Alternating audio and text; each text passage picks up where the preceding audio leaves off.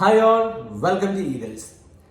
CA പഠിക്കുന്ന സമയത്ത് online ആണോ ഓഫ്ലൈൻ ആണോ പഠിക്കാൻ ഏറ്റവും നല്ലത്? ഇപ്പൊ നമുക്കറിയാം, കോവിഡിനൊക്കെ ശേഷം ഓൺലൈൻ കോച്ചിങ് വളരെ പ്രബലമാണ് അല്ലെ.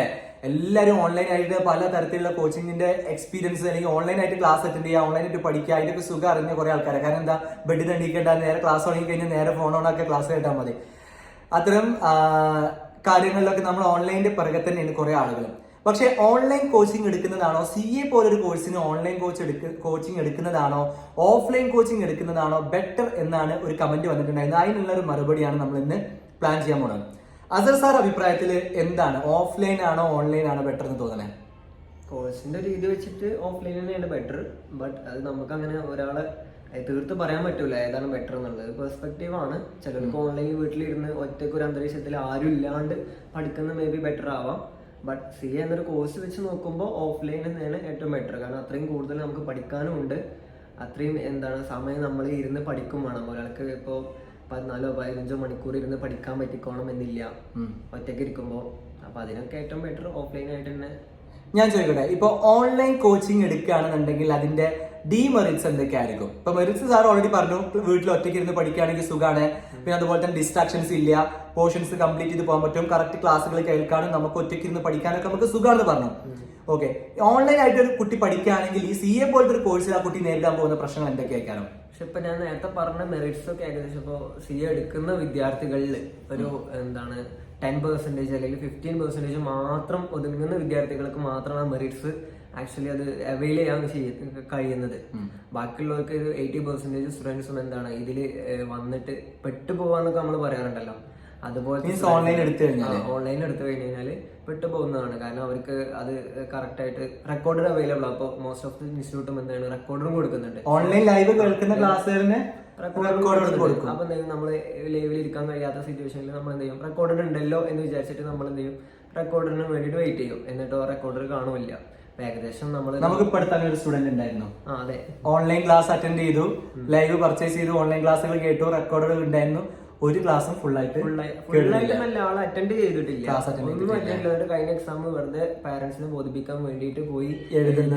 എന്നിട്ട് ഇവിടെ വന്നിട്ട് ഞാൻ ഒന്നും കേട്ടിട്ടില്ല, എനിക്ക് ഒന്നും അറിയില്ല, ബേസ് പോലും അറിയില്ല എന്ന് പറഞ്ഞിട്ട് വന്നൊരു സ്റ്റുഡന്റ് ഉണ്ട്. ഇത് ആ ഒരു സ്റ്റുഡന്റിന് മാത്രം കേസല്ല, ഏകദേശം 80% ഞാൻ പറഞ്ഞല്ലോ, അത്രയും സ്റ്റുഡൻസും അത് ഇനി നെക്സ്റ്റ് നമുക്ക് റെക്കോർഡ് ഉണ്ടല്ലോ എന്ന് നമുക്ക് ഒരു വിചാരം ഉണ്ടാകുമ്പോൾ ലൈവ് ഒരിക്കലും അറ്റൻഡ് ചെയ്യൂല. കാരണം അതിന് ചിലപ്പോൾ കറക്റ്റ് ടൈമിങ് വേണം. ഇപ്പോൾ മോസ്റ്റ് ഓഫ് ദ ക്ലാസ് 9 മണിക്ക് സ്റ്റാർട്ട് ചെയ്യും. നമ്മൾ വീട്ടിലാണെന്നുണ്ടെങ്കിൽ 9 മണിക്ക് എണീക്കണം എന്നില്ല. ഇനി ഓൺലൈൻ സെലക്ട് ചെയ്യുന്ന പല ആൾക്കാരുണ്ടാവും. ചിലപ്പോൾ മാരീഡ് ആയിട്ടുള്ള ആൾക്കാരുണ്ടാവും. അവർക്കും 9 മണിക്ക് കറക്റ്റ് അവിടെ ഇരിക്കാൻ പറ്റിക്കോണം എന്നില്ല. 9 to 5 അങ്ങനെ ഇരിക്കണ്ടേ. അപ്പോൾ അവരെന്ത് ചെയ്യും, അവർക്ക് അവൈലബിൾ ആയിട്ടുള്ള ടൈമിൽ ക്ലാസ് കേൾക്കാന്നുള്ളൊരു ചിന്തയിൽ അങ്ങനെ റെക്കോർഡ് ഉണ്ടല്ലോ എന്നുള്ളൊരു ധൈര്യത്തിലിരുന്ന് ഞാനതന്നെ പറഞ്ഞു, ഓൺലൈൻ കേൾക്കുക എന്നുള്ള ഒരിക്കലും ഞാൻ സപ്പോർട്ട് ചെയ്യില്ല. പക്ഷെ മാരീഡ് ആയിട്ടുള്ള ആൾക്കാര്, അതുപോലെ തന്നെ ജോബ് ചെയ്യുന്ന ആൾക്കാര്, അല്ലെങ്കിൽ എന്തെങ്കിലും ആക്സിഡന്റ് സംഭവിച്ച് വീട്ടിൽ സഞ്ചരിക്കാൻ പറ്റാത്ത ആൾക്കാരൊക്കെയാണ് സാധാരണ ഓൺലൈൻ പ്രിഫർ ചെയ്യാൻ പാടുള്ളൂ. മറ്റു കുട്ടികളൊക്കെ ഓഫ്ലൈൻ ക്യാമ്പസുകൾ തന്നെ സെലക്ട് ചെയ്യണം. അതിൽ തന്നെ നമ്മൾ റെസിഡൻഷ്യൽ സെലക്ട് ചെയ്യാൻ മാക്സിമം ശ്രദ്ധിക്കാം. കാരണം ഇത് പറഞ്ഞതിന്റെ ഒരു ഏറ്റവും വലിയ പ്രത്യേകത, നമ്മുടെ ഡിസ്ട്രാക്ഷൻസ്, നമ്മൾ ഫസ്റ്റ് അറ്റംപ്റ്റ് കിട്ടാത്തതിന്റെ പ്രധാനപ്പെട്ട കാരണം എന്ന് പറഞ്ഞാൽ നമ്മൾ നേരിടുന്ന ഒരുപാട് ഡിസ്ട്രാക്ഷൻസ് ഉണ്ട്. നമ്മളെ മൊബൈൽ ഫോണിലുള്ള അഡിക്ഷൻ, നമ്മൾ ഫ്രണ്ട്സിന്റെ കൂടെ പുറത്തു പോകുന്നത്, ഫിലിമിന് പോണത് തിയേറ്ററുകളിൽ, അതുപോലെ തന്നെ ഫിലിംസ് നമ്മൾ ഫോണിലും ലാപ്ടോപ്പിലും ഇരുന്ന് കാണുന്നത്, ഗെയിംസ് കളിക്കുന്നത്, അതുപോലെ തന്നെ ഫ്രണ്ട്സ് ആൻഡ് റിലേറ്റീവ്സിന്റെ പാർട്ടീസിലും ഫംഗ്ഷൻസിലും പങ്കെടുക്കുന്നത്, ഇങ്ങനെ ഒരുപാട് സമയങ്ങൾ നമ്മൾ എന്ത് ചെയ്യും, സ്പെൻഡ് ചെയ്യും. നമ്മളെ കൺട്രോൾ ചെയ്യാൻ ആൾക്കാരില്ലാത്ത പക്ഷം, നമ്മളെ കൺട്രോൾ ചെയ്യാൻ ഒരു ബൗണ്ടറി ഇല്ലാത്ത പക്ഷം നമ്മൾ ഇതിലൊക്കെ പോകാനുള്ള ചാൻസുകൾ കൂടുതലാണ്. അപ്പൊ ഇത്തരം റെസിഡൻഷ്യൽ ക്യാമ്പസുകൾ ഓഫ്ലൈൻ ആയിട്ട് ചൂസ് ചെയ്യുമ്പോൾ എന്താ പ്രത്യേകത എന്ന് വെച്ച് കഴിഞ്ഞാൽ, ലീവിന് മാത്രമേ വീട്ടിൽ വരാൻ പറ്റുള്ളൂ, മൊബൈൽ ഫോണുകൾ നമുക്ക് നമ്മളെ കയ്യിൽ കിട്ടില്ല, വിളിക്കാൻ വേണ്ടി മാത്രമേ ഫോൺ കിട്ടുള്ളൂ, ഫുൾ ടൈം പഠിത്തം മാത്രമായിരിക്കും, ഡെയിലി എക്സാംസുകൾ എഴുതി എക്സ്പീരിയൻസ് ചെയ്യാൻ പറ്റും. ഈഗിൾസിലാണെന്നുണ്ടെങ്കിൽ നമുക്ക് എക്സാംസുകൾ എഴുതി എക്സ്പീരിയൻസ് ചെയ്തുകൊണ്ടേയിരിക്കുകയാണ്. പിന്നെ രാവിലെ 6 മണി വരെ രാത്രി 10 മണി വരെയൊക്കെ ഇരുന്ന് പഠിക്കുന്ന സിസ്റ്റം, പിന്നെ എല്ലാവരും പഠിക്കുന്നത് കാണുമ്പോൾ നമ്മൾ ഇരുന്ന് പഠിക്കും. അങ്ങനെ കുറെ ബെനിഫിറ്റ്സുകൾ ഓഫ്ലൈൻ റെസിഡൻഷ്യൽ ക്യാമ്പസുകളിൽ കിട്ടും. അതുകൊണ്ട് ഓൺലൈൻ ചൂസ് ചെയ്യാതിരിക്കുക എന്നുള്ളതിന്റെ ഒരു 99% നമ്മൾ സജസ്റ്റ് ചെയ്യുന്നത്.